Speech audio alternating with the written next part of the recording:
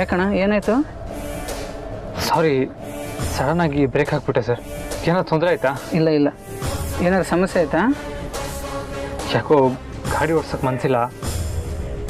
ದಯವಿಟ್ಟು ಬೇರೆ ಗಾಡಿ ಹಿಡ್ಕೊಂಡು ಹೋಗೋದಕ್ಕಾಗತ್ತಾ? ಸರಿಯಪ್ಪ.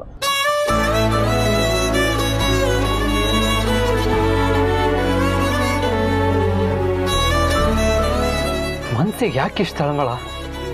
ನೆನ್ನೆ ಮಧ್ಯಾಹ್ನದಿಂದ ಹೀಗೆ ಆಗ್ತಾ ಇದೆಯಲ್ಲ. ಇವತ್ತು ನನ್ನ ಕೈಲಿ ಏನು ಟ್ರಿಪ್ ಮಾಡೋದಕ್ಕಾಗಲ್ಲ. ಮನೆಗೆ ಹೊರಟ್ಬಿಡ್ಲಾ? ಇಲ್ಲ, ನೆನ್ನೆ ಮಧ್ಯಾಹ್ನ ಥರ ಇವತ್ತು ಈಗಲೇ ಮನೆಗೆ ಹೋಗ್ಬಿಟ್ರೆ ಪಾರು ಸುಮ್ಮನೆ ಆತಂಕ ಪಟ್ಬಿಡ್ತಾಳೆ. ಹೇಗಾದರೂ ಗಟ್ಟಿ ಮನಸ್ಸು ಮಾಡಿಕೊಂಡು ಟ್ರಿಪ್ ಹೊಡಿಲಿಲ್ಲ ಅಂದ್ರೂ ಪರವಾಗಿಲ್ಲ, ಇಲ್ಲೇ ಎಲ್ಲೋ ಕೂತಿದ್ದು ಸಂಜೆ ಮನೆಗೆ ಹೋಗ್ತೀನಿ.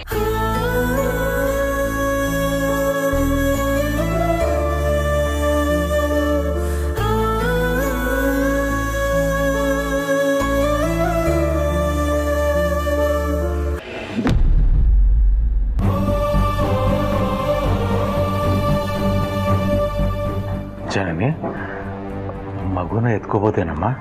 ಅಯ್ಯೋ ಮಾವ, ನಿಮ್ಮ ಮಗುನ ಎತ್ಕೊಳ್ಳೋದಕ್ಕೆ ನನ್ನ ಪರ್ಮಿಷನ್ ಕೇಳ್ತಾ ಇದ್ದೀರಲ್ಲ? ಅಲ್ಲಮ್ಮ, ನಮ್ಮ ಆದಿತ್ಯನ ವಿಷಯದಲ್ಲಿ ಅದೇ ತಾನೇ ಆಗಿತ್ತು.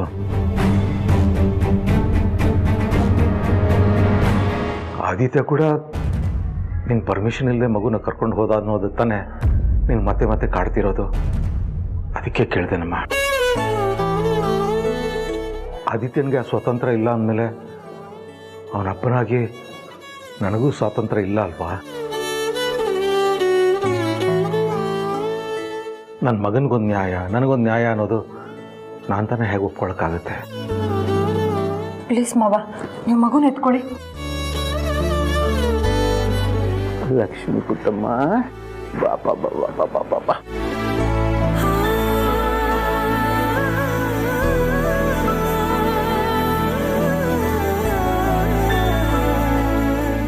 ಬಂಗಾರಿ, ನೀನು ಊರಿಗೆ ಹೋಗ್ತಿದ್ದ ಹಾಗೆ ನಾವೆಲ್ಲರೂ ನಾನು ತುಂಬ ಮಿಸ್ ಮಾಡ್ಕೋತೀವಮ್ಮ. ಯಾಕಂದರೆ ನಮ್ಮ ದಿನ ಶುರು ಆಗ್ತಿದ್ದಿದ್ದೆ ನಿನ್ನ ಮುದ್ದು ಮುಖ ನೋಡಿಕೊಂಡು, ನಿನ್ನ ನಗು ಕೇಳಿಸ್ಕೊಂಡು ನಮ್ಮ ಇಡೀ ದಿನ ನಿನ್ನ ಸುತ್ತಾನೇ ಸುತ್ತಾ ಇರುತ್ತೆ. ರಾತ್ರಿ ಮುಗಿತಾ ಇದ್ದಿದ್ದು ನೀನು ಹಾಯಾಗಿ ಮಲಗಿರೋದನ್ನ ನೋಡಿ. ಆದರೆ ಈಗ ನೀನು ಹೋದ್ಮೇಲೆ ನಮ್ಮ ಬಹಳು ಬರಡು ಭೂಮಿ ಆಗ್ಬಿಡ್ತಲ್ಲ ಬಂಗಾರಿ. ಯಾಕೋ ಈ ರಘು ಅಣ್ಣ ಜನನಿ ಮತ್ತೆ ಮಗುನ ಊರಿಗೆ ಬರೋದನ್ನ ತಡೆಯೋದಕ್ಕೆ ಬಂದಿದ್ದಾರೆ ಅಂತ ಅನಿಸ್ತಾ ಇದೆ. ಅರಸನ ಕೋಟೆ ಗೇಟ್ ದಾಟೋವರೆಗೂ ಜನನಿ ಬುದ್ಧಿ ಒಂದು ಇಂಚು ಆ ಕಡೆ ಈ ಕಡೆ ಬದಲಾಗದೇ ಇರೋ ಹಾಗೆ ನಾನು ನೋಡ್ಕೋಬೇಕು. ಜನನಿ, ನಾವು ಬೇಗ ಹೊರಟ್ರೆ ಬೇಗ ಊರು ತಲುಪ್ಬೋದು ಅಲ್ವೇನಮ್ಮ? ಅಲ್ಲಿ ಬೇರೆ ಊರಲ್ಲಿ ನಾವು ಇನ್ನೇನು ಬೆಂಗಳೂರು ಬಿಡ್ತಾ ಇದ್ದೀವಿ ಅಂತ ಫೋನ್ ಮಾಡಿ ಹೇಳಿಬಿಟ್ಟಿದ್ದೀನಿ. ಅಲ್ಲಿ ನಿನಗೋಸ್ಕರ ಮಗುಗೋಸ್ಕರ ಎಲ್ಲರೂ ಕಾಯ್ತಾ ಇರ್ತಾರೆ. ಅವ್ರಿಗೆ ಬೇಜಾರು ಮಾಡಬಾರ್ದು ಅಲ್ವೇನಮ್ಮ? ಹೊರಡಲ್ವಾ? ಜನನಿ, ಮಗುಗೋಸ್ಕರ ಅಖಿಲ ಸ್ವೆಟರ್ ಹೆಣಿಯಕ್ಕೆ ಶುರು ಮಾಡಿದ್ಲು. ನೀವು ಊರಿಗೆ ಹೋಗೋದು ಸಡನ್ನಾಗಿ ಡಿಸೈಡ್ ಆಯ್ತಲ್ಲ. ಅವಳು ಬೆಳಗ್ಗೆ ಕಾಫಿ ಕುಡಿದು ಕೂತವಳು ಇನ್ನೂ ಹೆಣಿತಾ ಇದ್ದಾಳೆ. ಇನ್ನೇನು ಅರ್ಧ ಗಂಟೆಯಲ್ಲಿ ಮುಗಿಯುತ್ತೆ. ಅಲ್ಲಿವರೆಗೂ ಸ್ವಲ್ಪ ಕಾಯ್ಬೋದಲ್ವಾ? ಸರಿ ಮಾವ.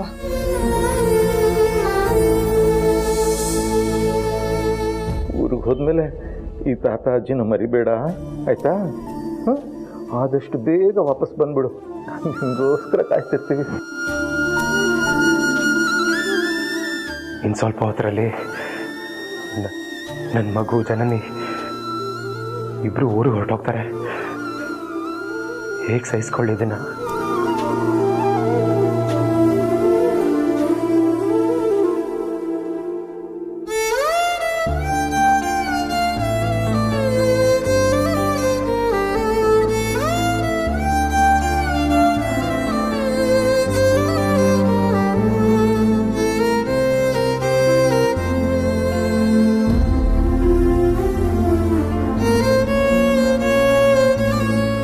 ದೇವ್ರೆ,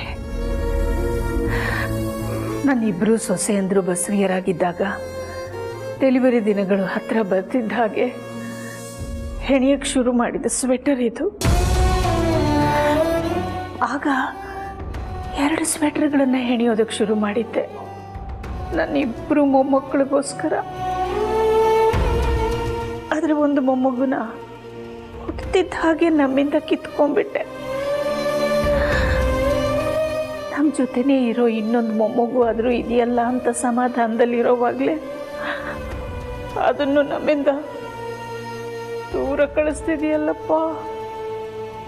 ಯಾಕಪ್ಪ ದೇವ್ರೆ? ಹೇಗಾದರೂ ಮಾಡಿ ಕರುಣೆ ತೋರ್ಸಪ್ಪ ದೇವ್ರೆ. ಜನನಿ ನಮ್ಮ ಮೊಮ್ಮಗು ಊರಿಗೆ ಹೋಗದೆ ಇಲ್ಲೇ ಉಳಿಯೋ ಹಾಗೆ ಮಾಡಪ್ಪ. ಇದರಿಂದ ಅವಳಿಗೆ ಏನೋ ಅನ್ಯಾಯ ಮಾಡಿದಾಗಲ್ಲ, ಅವಳು ಯಾವ ಸುಖನ ಕಿತ್ಕೊಂಡ ಹಾಗೂ ಆಗಲ್ಲ.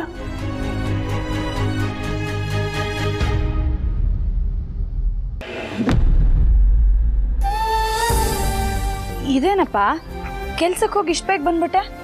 ಅರ್ಧ ದಿನ ರಜಾ ಹಾಕಿ ಬಂದಿದ್ದೀನಮ್ಮ. ಯಾಕಪ್ಪ, ಮತ್ತೆ ಮಂಡಿ ನೋವು, ಬೆನ್ನೋವಾ? ಮನ್ಸಿಗೆ ನೋವಾಗ್ತಿದೆ. ನನ್ನ ಮೊಮ್ಮಗ ಊರಿಗೆ ಹೋಗ್ತಿರೋದು, ಹೇಗೆ ಡ್ಯೂಟಿ ಮಾಡೋದಕ್ಕೆ ಮನಸ್ಸು ಬರುತ್ತಮ್ಮ? ಊರಿಗೆ ಹೋಗೋದಕ್ಕೆ ಮುಂಚೆ ನನ್ನ ಮೊಮ್ಮಗನ ನೋಡಿ ಕಣ್ ತುಂಬಿಕೊಳ್ಳೋ ಆಸೆ. ಅದಕ್ಕೆ ತಲೆನೋವು ಅಂತ ಹೇಳಿ ರಜಾ ತೊಗೊಂಡು ಬಂದ್ಬಿಟ್ಟೆ. ಅರಸನಕೋಟೆ ಒಳಗಡೆ ಹೋಗಿ ನನ್ನ ಮೊಮ್ಮಗನ್ನೇ ನೋಡ್ತಾ ನಿಂತ್ಬಿಡೋಣ ಅಂತ ಅನಿಸಿತ್ತು. ಆದರೆ ಅಪ್ಪರು ತಲೆನೋವು ಅಂತ ಹೇಳಿ ಇನ್ನೂ ಯಾಕೆ ಇಲ್ಲೇ ನಿಂತಿದ್ಯಾ, ಮನೆಗೆ ಹೋಗಿ ರೆಸ್ಟ್ ಮಾಡು ಅಂದರು. ಅದಕ್ಕೆ ಬಂದೆ. ನೀನು ಹೊರಗಡೆ ನಿಂತಿರೋದು ಮಗು ಮುಖ ನೋಡೋದಕ್ಕೆ ತಾನೇ. ಯಾವ ಕ್ಷಣದಲ್ಲಿ ಬೇಕಾದರೂ ಮಗುನ ಊರಿಗೆ ಕರ್ಕೊಂಡು ಹೋಗ್ಬಿಡ್ಬೋದು. ಹೋಗೋದಕ್ಕೂ ಮುಂಚೆ ಒಂದು ಸರ್ತಿ ಹೋಗಿ ನಿನ್ನ ಮಗುನ ಮುದ್ದಾಡು. ಚಿಕ್ಕ ಯಜಮಾನ್ರು ಜನನಿ ಮಗು ಅಂದ್ಕೊಂಡಾದ್ರೂ ಸರಿ, ಹೋಗು. ಜನನಿ ಮಗುನ ಊರಿಗೆ ಕರ್ಕೊಂಡು ಹೋಗ್ತಾ ಇರೋದೆ ಎಲ್ಲಿ ನಾನು ಯಜಮಾನ್ರು ಅವಳಿಂದ ಮಗುನ ದೂರ ಮಾಡ್ಬಿಡ್ತೀವೋ ಅಂತ ಅಲ್ವಾ ಅಪ್ಪ? ಹೀಗಿರೋವಾಗ ನಾನು ಹೋಗಿ ಮಗುನ ಮುದ್ದಾಡಿದ್ರೆ ಜನನಿಗೆ ಬೇಜಾರಾಗೋದಿಲ್ವಾ? ಅರಸನಕೋಟೆಯಲ್ಲಿ ಅವಳಿರೋದು ಇನ್ನೊಂದು ಸ್ವಲ್ಪ ಹೊತ್ತು ಮಾತ್ರ. ಅವಳು ಖುಷಿಯಾಗಿ ನೆಮ್ಮದಿಯಿಂದ ಹೊರಡ್ಲಪ್ಪ. ನಾವಿಬ್ರು ಇಲ್ಲೇ ನಿಂತ್ಕೊಂಡು ಮಗುನ ನೋಡೋಣ. ತಾತ ಆಗಿ ನನಗೆ ಕರುಳು ಹೆಂಗ್ತಂಗಾಗ್ತಿದೆ. ಹೆತ್ತ ತಾಯಿ ನೀನು, ಅದು ಹೇಗೆ ಎಷ್ಟು ಕಲ್ಲು ಮನಸ್ಸು ಮಾಡ್ಕೊಂಡಿದೀಯಾ? ಜನನಿ ಮಗುನ ಮತ್ತೆ ವಾಪಸ್ ಕರ್ಕೊಂಡು ಬರೋದು ಯಾವ ಕಾಲಕ್ಕೋ ಏನೋ. ಹೇಗೂ ಜನನಿ ಮಗುನ ನಮ್ಮೆಲ್ಲರಿಂದ ದೂರ ಕರ್ಕೊಂಡು ಹೋಗ್ತಿದ್ದಾಳೆ. ಇವತ್ತಿನ ಮಟ್ಟಿಗೆ ಜನನಿ ನಿನ್ನ ಬಗ್ಗೆ ಏನು ಅನ್ಕೊಂಡ್ರು ಪರವಾಗಿಲ್ಲ. ಕಾರ್ ಹೊತ್ತವರೆಗೂ ಹೋಗಿ ನಿನ್ನ ಮಗು ಜೊತೆ ಇರೇ. ಹೋಗೆ ಪಾರು. ಅದ್ ನ್ಯಾಯ ಅಲ್ಲ ಅಪ್ಪ. ಯಾವ ನ್ಯಾಯದ ಬಗ್ಗೆ ಮಾತಾಡ್ತಿದೀಯೇ? ನೀನು ನಿನ್ನ ಮಗುನ ನೋಡಕ್ ಹೋದ್ರೆ ಯಾರಿಗ ಅನ್ಯಾಯ ಆಗತ್ತೆ? ಯಜಮಾನ್ರಿಗಪ್ಪ.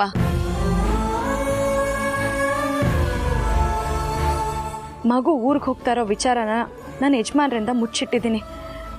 ಬೆಳಿಗ್ಗೆ ಕೆಲ್ಸಕ್ಕೆ ಹೋಗೋಕ್ಕೂ ಮುಂಚೆ ಒಂದೇ ಒಂದ್ಸಲ ಮಗುನ ನೋಡ್ಕೊಂಡು ಹೋಗ್ತೀನಿ ಅಂದರು. ಆಗ್ಲೂ ಅವ್ರನ್ನ ತಡೆದು ನಾನು ಕೆಲ್ಸಕ್ಕೆ ಸಾಗ ಹಾಕಿದ್ದೀನಿ. ಹೀಗಿರುವಾಗ ಮಗು ಊರಿಗೆ ಹೋಗ್ತಿದೆ ಅಂತ ಹೇಳಿ ನಾನು ಮಗು ಜೊತೆ ಸಮಯ ಕಳೆದ್ರೆ ಅದು ನನ್ನ ಯಜಮಾನ್ರಿಗೆ ಮಾಡೋ ಅನ್ಯಾಯ ಅಲ್ವಾ ಅಪ್ಪ?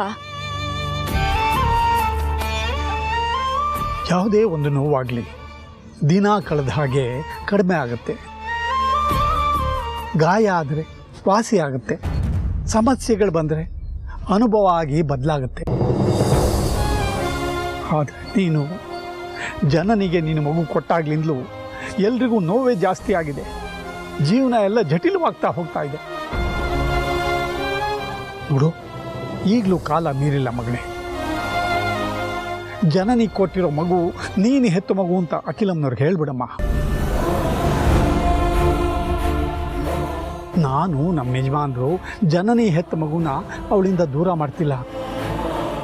ನಾವು ಹೆತ್ತ ಮಗುನ ನಮ್ಮಿಂದ ದೂರ ಮಾಡ್ಕೊಂಡು ಅವಳು ಕೊಟ್ಟಿದ್ದೀವಿ ಅಂತ ಒಂದೇ ಒಂದು ಮಾತು ಹೇಳಿ. ನಮ್ಮ ಅಖಿಲಮ್ಮ ದೇವತೆ ಗುಣದವರು, ಧರ್ಮಾಧಿಕಾರಿ, ನಿನಗೆ ಅನ್ಯಾಯ ಆಗೋದಕ್ಕೆ ಬಿಡೋದಿಲ್ಲ. ಬಾ, ಅಖಿಲಮ್ಮದವ್ರಿಗೆ ಎಲ್ಲ ನಿಜ ಹೇಳ್ಬಿಡು.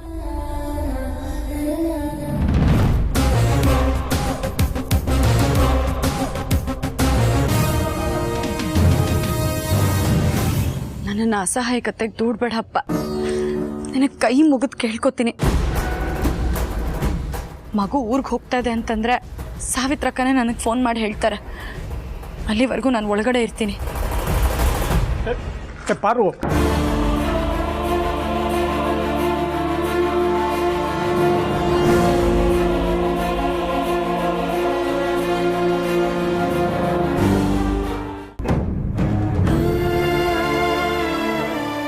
ಮನ್ಸಲ್ಲಿ ಯಾಕೆ ಇಷ್ಟು ತಳಮಳ ಜಾಸ್ತಿ ಆಗ್ತಾ ಇದೆ?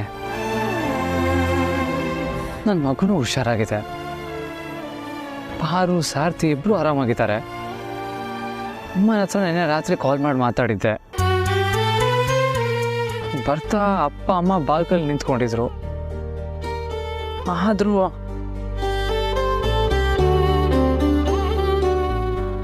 ಆದರೆ ಅಪ್ಪ ಅಮ್ಮನ ಮುಖದಲ್ಲಿ ಡೈಲಿ ಇರೋ ಥರ ಯಾಕೂ ಇರಲಿಲ್ಲ. ಹೌದು, ಅಪ್ಪ ಅಮ್ಮ ಡಲ್ಲಾಗಿ ನಿಂತ್ಕೊಂಡಿದ್ರು. ಅಂದರೆ ಅರ್ಸನ್ಕೋಟೆಯಲ್ಲಿ ಏನೋ ಸಮಸ್ಯೆ ಆಗಿದೆ. ಪ್ರೀತುಗೇನಾದರೂ ಹುಷಾರಿಲ್ವಾ? ಅವನ್ನ ನೆನ್ನೆಯಿಂದ ನೋಡಿಲ್ಲ. ಇಲ್ಲ ಯಾವುದಾದ್ರೂ ಸಮಸ್ಯೆ ಸಿಗಾಕೊಂಡಿದ್ದಾನ? ಹೌದು, ಏನೋ ಸಮಸ್ಯೆ ಆಗಿರಬೇಕು. ಪ್ರೀತು ಹತ್ರ ಕಾಲ್ ಮಾಡಿ ಮಾತಾಡೋಣ.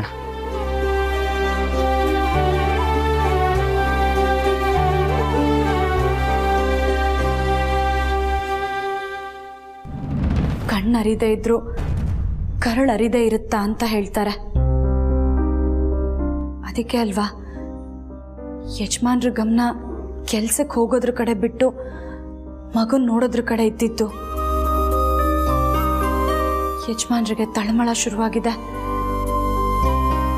ಅದು ಜಾಸ್ತಿಯಾಗಿ ಅವ್ರೇನಾದ್ರೂ ಮನೆಗೆ ಬಂದ್ಬಿಟ್ರೆ? ಇಲ್ಲ ಇಲ್ಲ, ಈಗಲೇ ನಾನು ಯಜಮಾನ್ರಿಗೆ ಫೋನ್ ಮಾಡಬೇಕು. ಅವ್ರು ಎಲ್ಲಿದ್ದಾರೆ ಅನ್ನೋದನ್ನ ತಿಳ್ಕೋಬೇಕು. ಅವ್ರಿಗೆ ಮನೆಗೆ ಬರೋ ಉದ್ದೇಶ ಏನಾದರೂ ಇತ್ತು ಅಂದರೆ ನಾನು ಅದನ್ನು ತಡಿಬೇಕು. ಮಗು ಮನೆಯಿಂದ ಹೊರಡೋವರೆಗೂ ಯಜಮಾನ್ರು ಮನೆಗೆ ಬರದೇ ಇರೋ ಹಾಗೆ ನಾನು ತಡಿಲೇಬೇಕು.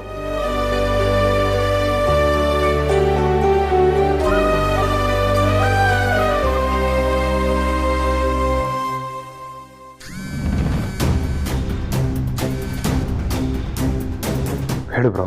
ಪ್ರೀತು ಹೇಗಿದೆಯಾ? ಇನ್ನು ಹೇಗಿರಕ್ಕೆ ಸಾಧ್ಯ ಬ್ರೋ? ಏನೋ ಇದ್ದೀನಿ ಅಷ್ಟೇ. ಏನೋ ಹಾಗಂದ್ರೆ ಯಾಕೆ ಒಂಥರ ಮಾತಾಡ್ತಾ ಇದೆಯಾ? ಏನಾದರೂ ಪ್ರಾಬ್ಲಮ್ಮಾ? ಈಗ ಮನೇಲಿ ನಡೀತಿರೋ ಪ್ರಾಬ್ಲಮ್ಮು ಸಾಲ್ದ ಬ್ರೋ. ಮನೇಲಿ ಪ್ರಾಬ್ಲಮ್ಮಾ? ಯಾರಿಗೆ ಏನಾಗಿದೆ? ಸರಿಯಾಗಿ ಬಿಡಿಸಿ ಹೇಳು ಪ್ರೀತು, ಪ್ಲೀಸ್.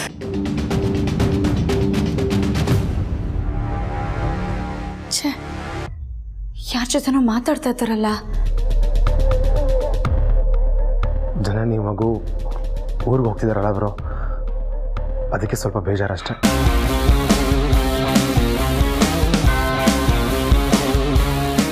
ಮಗು ಊರಿಗೆ ಹೋಗ್ತಾ ಇದೆಯಾ? ಯಾವಾಗ? ಇಷ್ಟೊತ್ತಿಗೆ ಹೋಗಿರಬೇಕಾಗಿತ್ತು ಬ್ರೋ. ಆದರೆ ಮಗುಗೆ ಸ್ವೆಟರ್ ಹ್ಯಾಂಡ್ ಮುಗಿಸೋದು ಲೇಟ್ ಆಗ್ತಿದೆ. ಅದು ಮುಗಿತಿದ್ದಂಗೆ ಜನನಿ ಮಗು ಹೊರಡ್ತಾರೆ. ಅಲ್ಲ ಪ್ರೀತು, ಇಷ್ಟು ಮುಖ್ಯವಾದ ವಿಷಯನ ನನ್ನ ಗಮನಕ್ಕೆ ತರಬೇಕು ಅಂತ ನಿನಗೆ ಅನಿಸ್ಲೇ ಇಲ್ವಾ? ಅಥವಾ ಅವನಿಗೇನು ಹೇಳೋದು ಅಂತ ಸುಮ್ಮನೆ ಆಯ್ತಾ? ಏನು ಮಾತಾಡ್ತಿದ್ದೆ ಬ್ರೋ? ನಿನ್ನ ವಿಷಯದಲ್ಲಿ ನನ್ನ ಹತ್ರ ಯೋಚನೆ ಮಾಡ್ತೀನಾ? ಪಾರ್ವತಿ ಅದಕ್ಕೆ ನಿಂಗೆ ಹೇಳಿರ್ಬೋದು ಅಂತ ನಾನು ಸುಮ್ಮನಾದೆ ಬ್ರೋ ಅಷ್ಟೇ. ಅಲ್ಲಿಗೆ ಪಾರುಗೂ ಈ ವಿಷಯ ಗೊತ್ತಾ? ನೆನ್ನೆ ಗೊತ್ತು.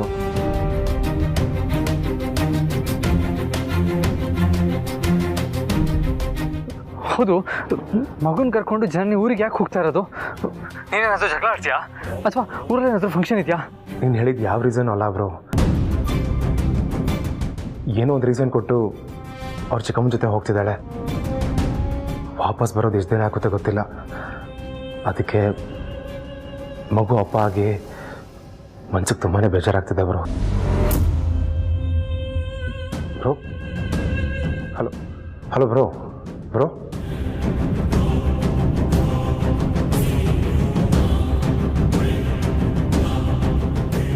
ಅದಕ್ಕೆ ಯಾಕೆ ಬ್ರೋ ವಿಷಯ ಹೇಳಿಲ್ಲ?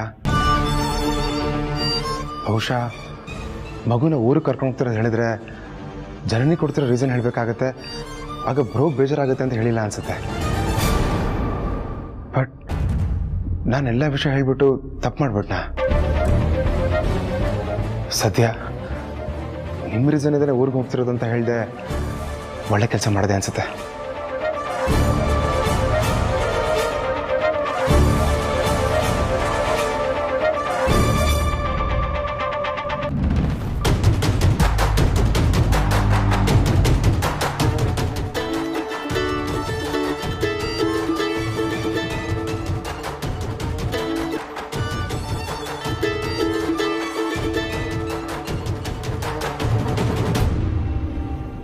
ಯಜಮಾನ್ರು ಇಷ್ಟೊತ್ತರೆಗೂ ಯಾರ ಜೊತೆನೋ ಮಾತಾಡ್ತಾ ಇದ್ರು. ಈಗ ಫೋನ್ ಮಾಡಿದ್ರೆ ತೆಗಿತಾನೆ ಇಲ್ವಲ್ಲ?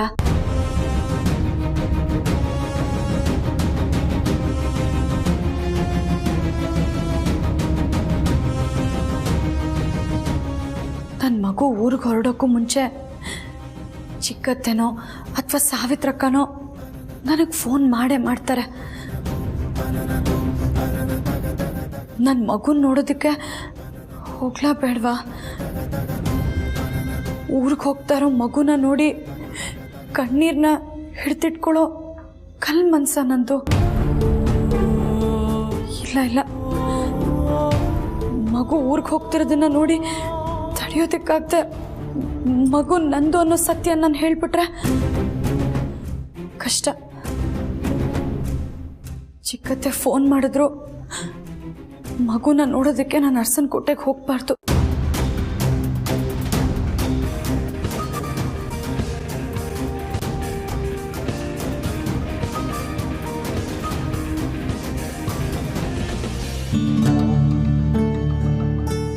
ಹೇಳಿ ಚಿಕ್ಕತ್ತೆ.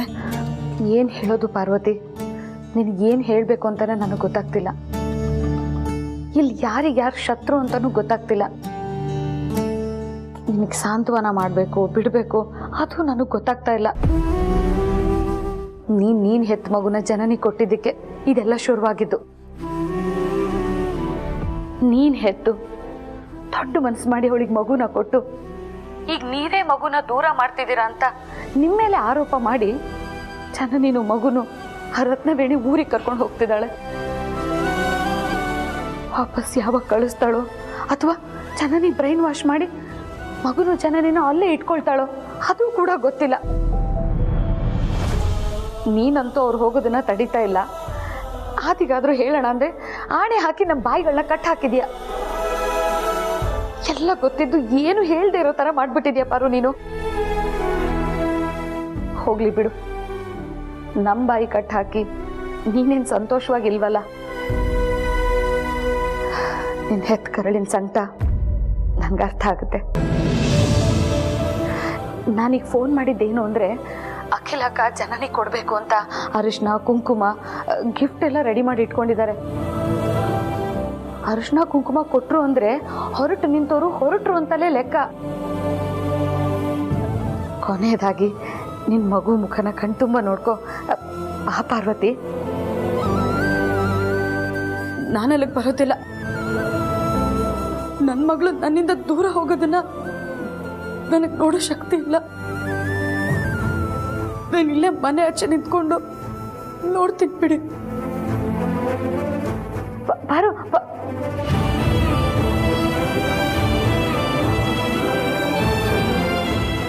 ಫ್ರೆಂಡ್ಸ್, ಈ ಪಾರ್ವತಿದು ಅತಿ ಆಯಿತು ಅಂತ ನಿಮಗೆ ಅನ್ನಿಸ್ತಾ ಇಲ್ವಾ? ಅಲ್ಲ, ಇದು ಒಳ್ಳೆತನದ ಪರಮಾವಧಿನೋ ದಡ್ಡತನದ ಅತಿರೇಕನೋ ಏನೂ ಅರ್ಥನೇ ಆಗ್ತಿಲ್ಲ. ಆದರೆ ತಾಯಿ ಮಗಳು ದೂರ ಆಗೋದನ್ನ ನನ್ನ ಕೈಲಿ ನೋಡೋಕ್ಕಾಗಲ್ಲ. ಭಗವಂತ, ಪ್ಲೀಸ್ ಇದಕ್ಕೆ ನೀನೇ ಏನಾದರೂ ಮಾಡಬೇಕಪ್ಪ.